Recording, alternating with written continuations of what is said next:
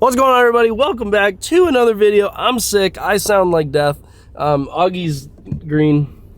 Yep. So as you guys know from the title of the video, I'm going to show you guys how to, well, in a way you have to buy it, but you'll never have to buy a big abundance of food again. Maybe that's probably the proper way of titling it, but I had to clickbait you guys, so I'm sorry. What we're gonna do is we are going to run into this PetSmart right here, and we are going to get a bunch of ghost shrimp, and we are going to make a ghost shrimp breeding tank in the garage where it's out of the way, you don't ever see it. It's nice and dark, nice and quiet. I never have to hear it, see it, nothing, all right? You just let it be, and it will breed. All I gotta do is just feed it like, I don't know, once a week or something. They don't eat much. They don't do a whole lot. You don't really even have to do water changes, maybe one every like couple months. They're super, super simple. I'm gonna show you guys how to set it all up. First, before we do that, we gotta run inside, grab everything. We're probably gonna grab some feeder fish as well. We had an incident the other day where the big catfish tried eating the little red tail. So I'll go over that a little bit more with you guys as well when we get home. I have them separated into two tanks, but we're gonna put them back together now since everything's kind of calmed back down, and we don't think he actually purposely ate him. I think he just got scared, maybe put him in his mouth or something, and then just couldn't get him back out of his mouth because he got stuck. So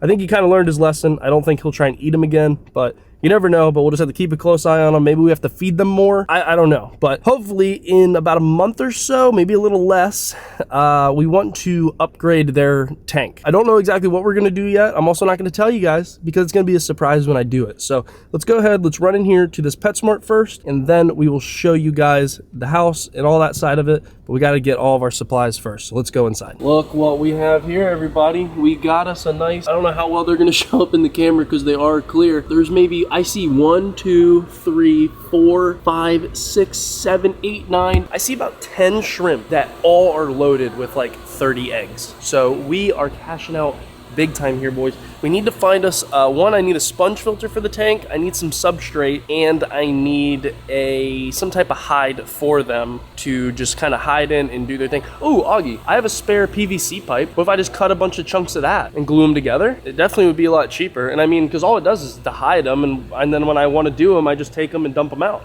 right? Does that work? Yep. All right, so there's our decor for the tank. It doesn't have to look pretty. I promise you guys, this is gonna be the best idea you've ever seen. It won't. This is probably gonna fail horribly. I'm gonna wake up in the morning, they're all gonna be dead, but you know, it's worth a shot. Alrighty, first thing on the list, sponge filter. This one's technically for a 20 gallon, but that is no big deal. Honestly, bigger the better, because ideally I'm not doing any filtration obviously on this thing, but I'm also not doing much like water changes or anything like that. The best thing to do is kind of just set it and forget it. For shrimp, for whatever reason, it works better. It's natural to them. They just get this nasty water, and for some reason they do really well in it. They thrive. I learned this from experience. So if you're telling me I'm wrong, no, you're wrong, buddy. Alrighty, everybody, this right here is gonna be our substrate. Let me show you guys it here. It is the Fluval Stratum, whatever that is. It's the mineral rich something something. The stuff designed for plants, shrimp. It says it right there. Look at that little candy cane looking guy. It also helps with moss and different stuff like that.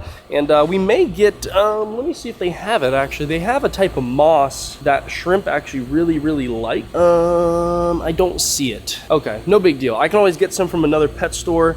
Obviously we're in a PetSmart right now, so they don't really have the best fish stuff necessarily. Oh, wait, hold up. Oh, Augie, just kidding. Can you grab this, Augie? See that moss ball right there? Dang, this PetSmart kills it. Oh yeah, grab that moss ball. Awesome. Buy one, get one, second half off? I definitely don't want two in that small of a tank. It's a 10 gallon. That's gonna be rough. Just kidding. They did have a moss ball. I take back everything I said about PetSmart.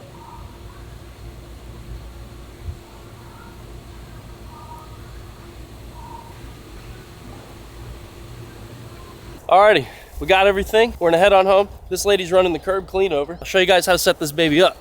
All right, everybody, we made it back home, and we're in the office here. As you can see, we are here at the tank. Mr. Oscar's doing good. Mr. Bass is doing actually really, really good. And Mr. Catfish is looking a lot better now. The story on Mr. Catfish here. I got home the other day. It was about 3 days ago now, and I came in here to feed the fish. Well, in the morning, they were fine. Everyone was just hanging out, doing their thing. The afternoon, I got home, came in here to feed them, and I noticed Mr. Big Boy right here had the red-tailed catfish in his mouth. I said, uh-oh. So then I go running back into the kitchen. I yell for Augie. He's like, what? I'm like, the catfish has the other catfish in his mouth. And he goes, uh-oh. So we ran in here, we grabbed a net, a bucket, a bunch of stuff. I'm like, we gotta pull the catfish out and open his mouth and try and pull him out. As we were trying to scoop him up, he's sitting there like shaking his head, kind of like a dog with a toy, and he eventually spit him out. So he was able to get him out of his mouth eventually after he tried really hard, I guess. His mouth was stuck open still. So I'm like, all right, that's not good. So we scooped up the little red tail. Sorry, Pepper, I just kicked the cat. And we put the little red tail in here. As you can see, this water is a little cloudy. I'm not sure what. I've been keeping him in here for a few days. He's doing better now. His fins look a lot better, and his cuts kind of healed over a little bit. So we're gonna put him back in the tank now, and I've been dosing the tank with this Melafix and the Stress Coat Plus. I've been dosing this tank because he had cuts in his mouth, and I've been dosing that one as well for the past few days just to help it. Obviously, this stuff takes 7 days to fully do its whole cycle. But I think now he learned his lesson because his mouth went back to normal. He had to kind of work his jaw back out. But I think that means we either need to feed him more or they just need more space. I don't know which one it is, but obviously we're gonna pull him back out, bring that PVC pipe, put it back in here as well, and give him some more room. If I happen to find any more big PVC pipes out in the garage, I gotta look and see if I have them. If I do, then great. I'm going to cut some more pieces and put them in here just to give them more structure, because I don't know if it was a territory thing.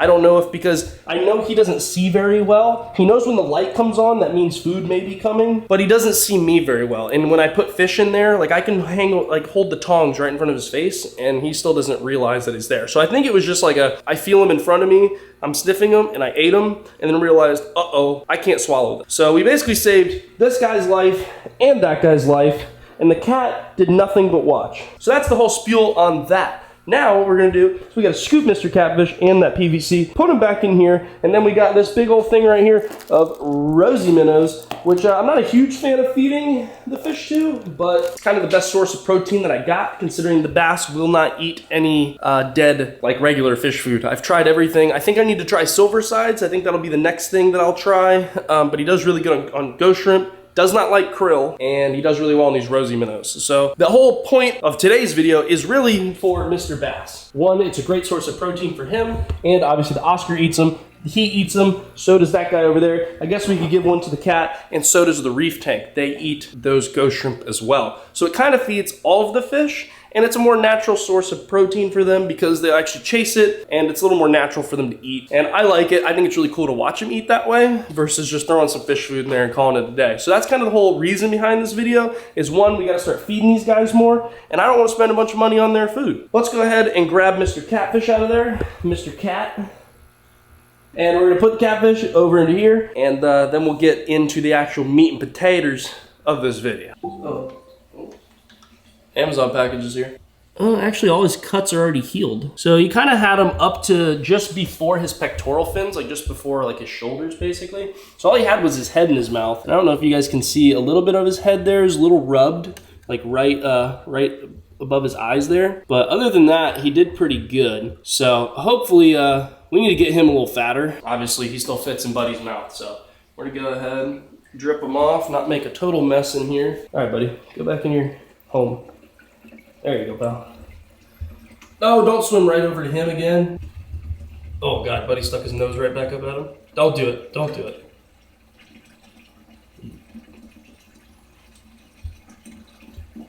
That's what I thought. How do you feel about this? Not good. Do we just get the food in there and let him go crazy on the food? I guess so. And just see what happens. All right, I got the food. Got the food here. Let's go ahead and put the food in here and watch. Bass loves the food in here. I'll tell you what. Look at him go crazy. He's so fired up for this food. Oh, catfishes are beefing right now. That's fine. They'll figure it out. There you go. So big catfish likes to hunt too on some of these fish, but it's mainly for bass. Obviously, everyone gets to enjoy it. Everyone hunts. It's their instinct. So hopefully they, oh, big catfish got one. So I'm hoping, I wonder if me feeding them live fish is what made the habit of him eating live things. Do you think that's possible? No, I think it's like a... You think it was just like a whoopsie? Yeah. He just happened to eat them? So I don't know. There's about 24 of them in here. So they're running around. They're going to start eating them. And hopefully we'll get some calming down in this tank because this is getting a lot out of control here. I need to drain that tank out because that looks horrible. We're gonna get it all set up in the garage and then get the shrimp in there. I'll show you guys kind of what I'm gonna use with the PVC pipes and how I'm gonna do that. Yeah, maybe you guys can do this yourself at home. So let's go get this all figured out. All right, everybody, got our substrate. There it is. I don't think I'm gonna use this whole bag. I don't know what this bag's designed for, like how many gallons? Does it say? Oh, here we go. Recommended depth for, oh, this is all in, oh geez, this is all in liters and, oh, I'm not converting that. Oh, should I just do the whole thing? I mean, that's more than half the bag. No, that's enough, no? I don't know. I mean, what do I do with just a little bit of it? I'm not gonna use it for anything else. Flatten it out, see if it might. Yeah, let's see. I don't know how much of a bedding they need. Like, are they gonna dig? I don't think they dig. From my experience, I never saw them dig, and they kind of sift through it. But that's really about it. We'll leave it as that for now, because technically it's designed to plant plants, not necessarily this kind of stuff. That's what I'm talking about. Nice pull. Oh, I scared the cat. Sorry, cat.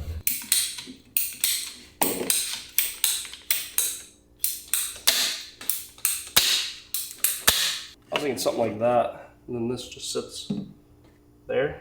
Take this guy, cinch them all down. Good enough. Take that, place it somewhere in there. Looks good to me. Now we're gonna bust open this bad boy and get her. There we go, right there. Take this guy, this little tube piece here. So this here is a sponge filter. For anyone who doesn't know what this is, it's a sponge filter. And what it does is you take a little aerator here. You can take a battery powered one as well, like you'd use for your bait fish if you're a fisherman. And you run your little air hose through here. You shove it onto the nipple inside there. Get her really in there and push this guy in the hole there. And what this will do is somehow, I don't really know, there's some science to it. We'll set this right there. Is when the air gets pumped into it, it pushes bubbles out of it, and for some reason it creates some type of suction, and it sucks all of like the little debris that's floating in the water up to it, and it will stick it to that little sponge piece. And then every week or so, or however long you want, you pull that piece out, you rinse it out, squish it all out, and then put it back on there, and done. Did you ever know that that's how they work, doggy? Yeah. Oh, didn't know if you knew that. What do we need now? I guess water. That's it. All right, let's get some water. So we'll come on over here, and if you guys have seen in a previous video, you probably recognize this. This here is a big RO machine. Well, that's the RO machine. It's a reverse osmosis. It's a nice filter for the water. And this bin here is empty, so we gotta move on to secondary bin, which will be this guy over here. We'll shove this, come on, shove it all down in there. And nice. So we're gonna fill up these two buckets, and then we're gonna go over there and dump it all in. I'm probably gonna have to fix the substrate, but it's all right. And it's pitch black in there, right? Yeah, it's gonna have to settle.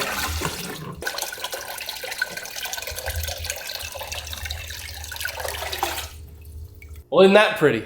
Yeah. Wow, how neat. We can go ahead and toss this guy in. I've never used one of these before. Reduce, oh, I forgot all about that. So this stuff actually does help with filtration as well. Take this guy out, and I guess we just, I don't know if I'm supposed to let it sink or if it floats. I think it's just gonna float. It's a moss ball. I'm not too sure if it's supposed to float. I think eventually it sinks. But it says on here that it creates a decorative setting while providing a phosphate control. It absorbs resin and also helps reduce any compounds that are unsightly organic matter accumulation. I don't know. It helps with filtration. That's all I know. So, all right, well, I guess we're gonna give this a little bit, let this settle down, and then we'll put the shrimp in it. Let me show you guys here our shrimp. If you guys see, can you guys see the ones with the little dark, little brownish balls on them? Those are ones with eggs. So right now I can count 1, 2, 3, 4, 5, 6, 7, 8, 9, maybe 9 shrimp that have, I don't know, probably 20, 30 eggs on them. We need them to be happy in here so that mama just pops all them eggs on the floor. And then it just creates a solid circulation and a nice, I guess, home for these fellas. So we're gonna go ahead and let this clear up. I'm gonna let this float in here as well, so they are acclimated to that. and we'll give it about 30 minutes or so. I'll come back out here, check it. If I think I need to do a water change on it, I've never used this substrate before. This is new. It didn't say to wash it, so I don't know. I know it's technically just, it's like little dirt balls. So I think I just happened to stir it up and it made a mess. So I may have to drain the tank and refill it, but it doesn't say on here to rinse it first. I kind of just figured it's not rock, it's dirt, so it doesn't really matter, but I don't know. So I'll see you guys in a little bit. What's going on, everybody? Hey. It's been about like 3 hours now because this thing took forever to clean up. Advice to anyone who ever wants to use this wax substrate, don't pour water directly on it. Maybe put the water in the tank first and then put the sand in, or maybe put like a plate or something a little more like sturdy that will distribute the water porridge, you know what I mean? But it is pretty clear. I mean, it's a little murkier in the camera than it is in person, but as you can see, everything's settled pretty good. Our sponge filter's working real crazy. Our moss ball is back there. That's gonna grow real big, hopefully. And we're going to move our air hose maybe back here a little bit so it's not as ugly. But all our shrimp are in here. They've been acclimating. They're all set. Look at them. They're freaking out in there. If you guys can see, it's not focusing, but that's okay. And yeah, so we are going to go ahead and I guess release them into their new wilderness. I don't know. I'm gonna, ooh, that noise was fun, huh? So we're just gonna go ahead, pop this baby open. And since these are shrimp, there's nothing else in here. I'm just gonna go ahead and let them go in with this water that they already came in, just because why not? I don't really care, to be quite honest, because they're not going to contaminate anything. And I could be wrong, but I believe shrimp can't carry parasites like fish can. Like, I don't think they can carry ick and stuff like that. So I believe that is why they are the like safest thing to feed your fish. But don't quote me on that, because I could be very wrong. And then when you guys feed your fish shrimp and they get ick and then you die and something, I don't know. All right, look at all those guys in there. See, they pop really good in there. So as you guys can see, we got about, I don't know, I think the lady counted 30. I think there's about 30 in there. I see one dead one right up front here, but the rest of them should find a spot in here and kind of hide out, do their thing. And hopefully in the next few months or so, we can do a little update and see how these guys are doing. So obviously I will update you guys periodically on this. This won't be like an every video update on these guys, but can't really rush them. I don't know how often shrimp will breed or lay eggs or anything like that. I'll put that up on screen for you guys just in case that's info you guys wanted to know. But either way, that is about all I got. So yeah, if you guys want free fish food, hopefully this works. I don't really know if it's gonna work. I'm hoping it works, but I guess only time will tell. So that's about all I got for you. All right, see you later, bye.